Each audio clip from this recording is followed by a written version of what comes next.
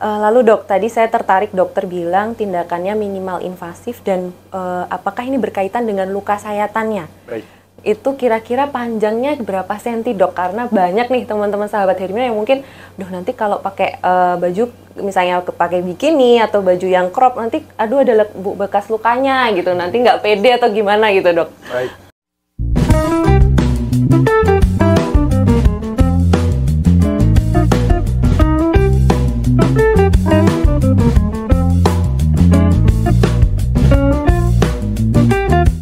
Selamat siang sahabat Hermina, kembali lagi dalam podcast Rumah Sakit Hermina Solo bersama saya Dr. Jessica Fiona, dokter umum di Rumah Sakit Hermina Solo.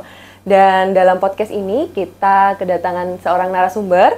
Mari kita sambut Dr. Muhammad Rizky Aditya Putra, spesialis bedah, subspesialis penyakit bedah digestif, konsultan. Selamat siang dokter. Siang Dr. Jessica. Iya, terima kasih sudah hadir di tengah-tengah kami pada siang hari ini. Podcast kita siang ini berkaitan dengan teknik laparoskopi batu empedu dokter. Mungkin bisa dijelaskan secara singkat sebenarnya teknik laparoskopi itu apa ya dok ya? Baik. Teknik laparoskopik itu adalah suatu tindakan pembedahan secara minimal invasif. Jadi dia menggunakan sayatan yang sangat minimal dan berharap dengan sayatan minimal ini akan memberikan manfaat ataupun kelebihan dari nyerinya minimal, pengobatannya juga singkat di rumah sakit dan pemulihan pasien terhadap kehidupan sehari-hari juga akan lebih cepat untuk melakukan aktivitas sehari-hari. Oke, jadi pemulihannya bisa lebih cepat.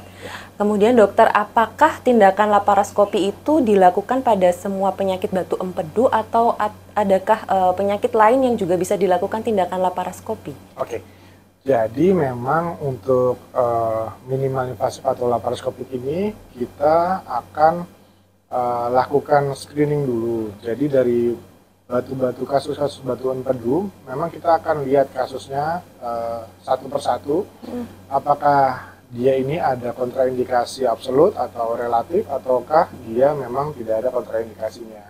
Jadi bisa kita lakukan dengan melihat dari persyarat-persyarat yang kita lalui sebelum operasi. Dan minimal invasif atau laparoskopik ini bisa dilakukan untuk operasi selain batu empedu. Misalnya dari tumor usus, usus buntu, kemudian hernia, dan operasi-operasi yang lainnya. Oke, jadi selain batu empedu seperti usus buntu dan tumor usus bisa dilakukan ya dok ya, karena memang tindakan ini tindakan yang minimal invasif. Benar. Bisa dilakukan untuk penyakit yang selain batu empedu. Kemudian dok, kira-kira waktunya itu kalau dilakukan tindakan laparoskopi itu sampai berapa lama sih? Apakah sampai lebih dari 1 jam, 2 jam gitu, seperti apa ya dok? Baik. Memang ini kembali lagi per kasusnya, tapi rata-rata untuk kasus batu empedu laparoskopik kemungkinan berkisar di 1 jam. Itu untuk proses operasinya. Jika memang ada kesulitan, mungkin akan lebih panjang daripada 1 jam. Oke. Rata-rata kira-kira 1 jam ya, sahabat Hermina. Lalu dok, tadi saya tertarik dokter bilang tindakannya minimal invasif dan apakah ini berkaitan dengan luka sayatannya? Baik.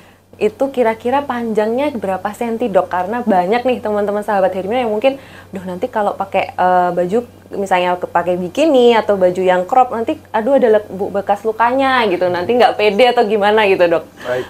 Jadi minimal invasif atau laparoskopik ini dia hanya 1 cm, paling panjang juga mungkin kalau batunya besar mungkin bisa 2 cm. Oke, 1 Jadi tergantung kalau misalnya batunya besar, mungkin agak lebih besar si insisinya atau sayatannya. Karena supaya untuk mengeluarkan batu saja. Tapi ini lebih minimal untuk skarnya dok, dan kemungkinan untuk adanya hipertrofi skar itu sangat kecil. Oke. Jadi ini ya lebih sangat-sangat minimal daripada tindakan operasi yang panjangnya sampai 5 cm itu ya dok? Benar. Oke.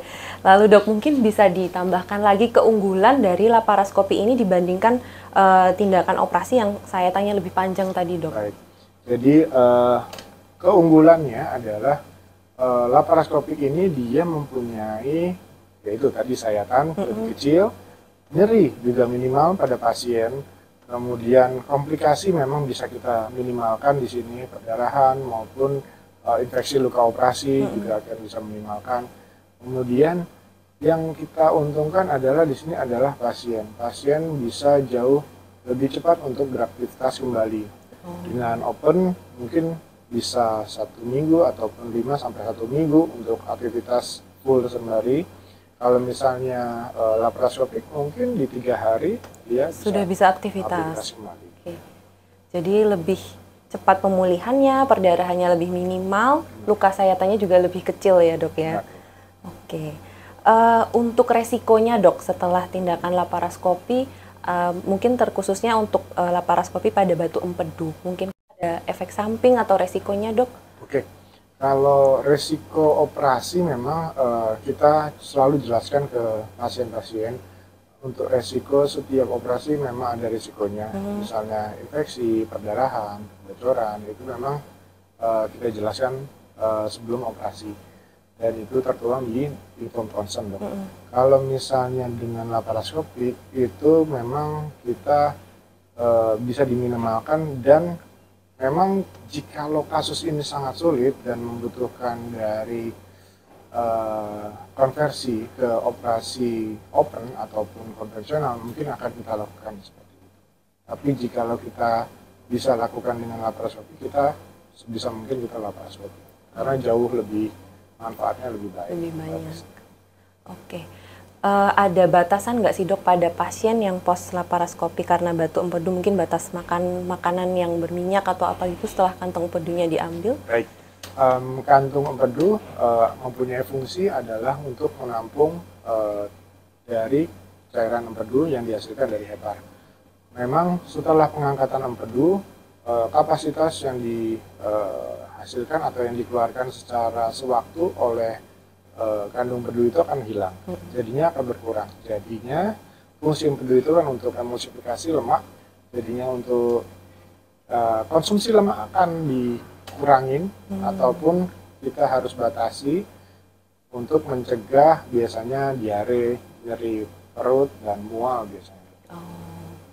Oke, berarti setelah di laparoskopi batu empedunya itu memang ada batasan ya dok. Benar. Untuk makanan-makanan yang berlemak. Oke, dokter, sepertinya pertanyaan ini sudah kita tanyakan semua. Terima kasih banyak untuk waktunya, dan ini sebuah ilmu baru juga dari Rumah Sakit Hermina Solo ke sahabat Hermina. Mungkin ada kata-kata penutup dari Dokter Rizky buat sahabat Hermina. Baik. Jikalau sahabat Hermina mempunyai keluhan nyeri perut atas ataupun mempunyai gejala emah yang terus berulang dengan pengobatan, maka marilah berobat ke Rumah Sakit Hermina, bisa berkonsultasi dengan saya untuk kita lakukan pemeriksaan-pemeriksaan lain yang mengarah ke batu empedu. Jikalau di treatment sejak awal, maka penyakit batu empedu akan jauh lebih mudah dan akan memberikan manfaat bagi sobat Hermina. Oke, mungkin informasi tambahan, Dokter Rizky praktek di Poli Padma ya setiap hari Minggu, Senin dan Kamis. Pada hari Minggu itu jam 8 sampai jam 9 pagi, hari Senin jam 7 malam sampai 8 malam, hari Kamis jam 18.30 sampai 19.30. Nanti kalau sahabat Hermina ada yang ingin berkonsultasi bisa langsung mendaftar di Rumah Sakit Hermina Solo. Mungkin sudah cukup untuk podcast kita pada siang hari ini. Terima kasih banyak sahabat Hermina.